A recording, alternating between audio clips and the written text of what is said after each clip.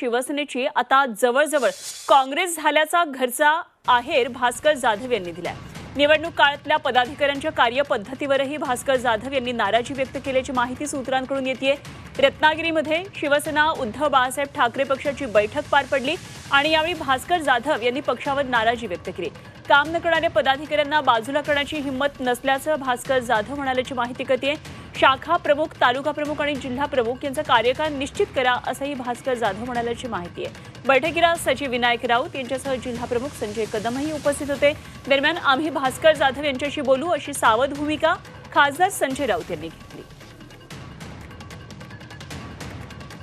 राजकारणाचा अनुभव दांडगा आहे, आम्ही नक्की त्यांच्याशी चर्चा करू। पण पक्ष संघर्षाच्या आणि कठीण काळातून जात असताना आमच्यासारख्या नेत्यांची जबाबदारी आहे की अत्यंत जबाबदारीने आणि संयमाने काम केलं पाहिजे। प्रत्येक गोष्ट प्रत्येकाला पटतेच असं नाही।